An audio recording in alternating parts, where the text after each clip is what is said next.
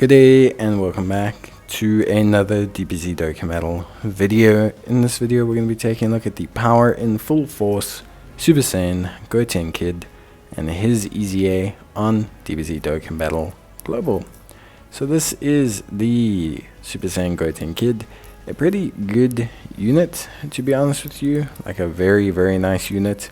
Kamehameha lead of 120%, in type lead of 90%, greatly raises attack and defense on his super attack and raises allies attack by 1 turn for 40%. Attack and defense of 180%, damage reduction of 50%.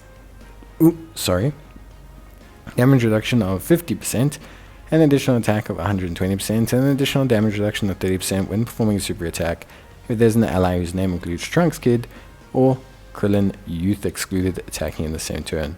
Kamehameha categories allies get 1 key if he's in the first slot. He gets attack of 50% and chance of performing a crit of 20% as a first attacker. If he's in the second slot, Kamehameha category allies get 2 key. He gets attack of 70% and chance of performing a crit 30% as a second attacker. And if he's in the third slot, he gets an additional attack of 120%, a high chance of performing a critical hit when performing a super attack, and key +3 as a third attacker in the turn.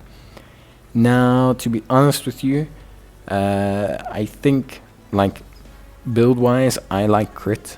You will have seen it there. I was showing you the build. I like crit mainly. Some people might say go additionals, go evasion. For me, obviously, their biggest weak point is before they super. So they only have 50% damage reduction. After super, they have 80%. Getting additionals raises your defense, but doesn't mean too much in the grand scheme of things. They do have some baseline crit, which is pretty good, but it's not huge. However, I would say you can go a split between additional and crit. You could go evasion, it will help defend them before they attack. But yeah, I'd say if I was doing them fresh, doing them right now, I would probably say I'd go a split, maybe a little bit more additional than crit, so they can get that chance of the additional raise, but also to maximize their elevated crit now. Golden Warrior, Super Saiyan, Kamehameha, Budding Warrior, Innocence, Prepare for Battle and Fierce Battle, the Link set. And he's on a ton of categories: Bond of Friendship, Bond of Parent and Child, Earthbred Fighters, Gifted Warriors, Goku's Family, Hybrid Saiyans, Kamehameha, Majin Buu Saga, Movie Hero, Siblings Bond, Super Saiyans, and Youth. If you've seen this guy, or you've seen Tech Trunks, you kind of know what this guy's about.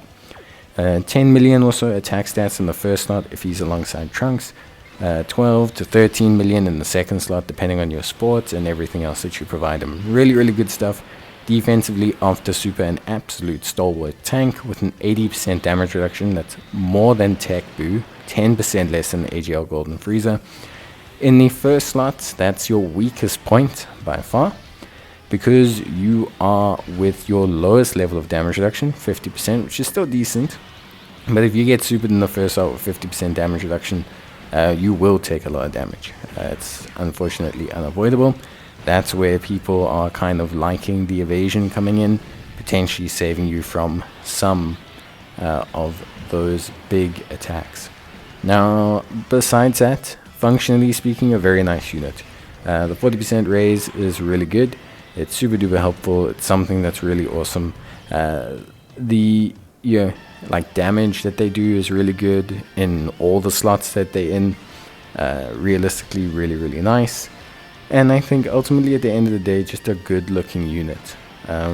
Nothing too wild in the sense of, when I say nothing too wild, I say that with all security against the craziness of Dokkan right now. But like, their EZAs were expected to be good, and I think they've hit the mark probably about as much as I'd like. I do wish the 30% damage reduction from when there was a Trunks in the ally occurred start of turn. I just think functionally it makes more sense. The goal with them is to have them as a first slot unit to boost both allies' attack. To make it only occur on super gives a very considerable window for them to take quite a fair chunk of damage. And although I understand not wanting 2 units with start of turn 80% damage reductions that do 15 million attack stats sitting next to each other, I do think, considering how limited they are, that they could have pushed that button a little bit more. they are holistically relying on each other to get these big attack stats, to get, these kind of numbers that you need for them to be top tier units, of course, but it is something that's important to note. Look, I think they're great. I think they're going to run into the same problem they will always have and have always had, where there's that brief window where they can just take a lot of damage. Like, even with 50% damage reduction, you just can take a lot of damage in certain situations, and that is going to affect them for their long-term nature.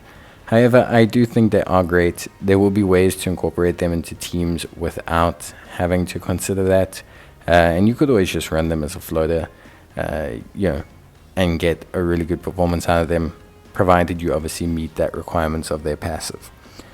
I think all in all, if I'm being completely honest, I think they're in a good spot.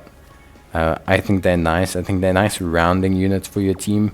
If you're someone who's interested in running Goten and Trunks, if you're someone who's interested in running, for example, like Majin Buu Saga, and you just need 1 or 2 units to really round out your team, I think Goten alongside Trunks is a really good combination of units to use. So I'm not going to say that there's no space for them. I think they're great, little bit restrictive, but ultimately really top performers.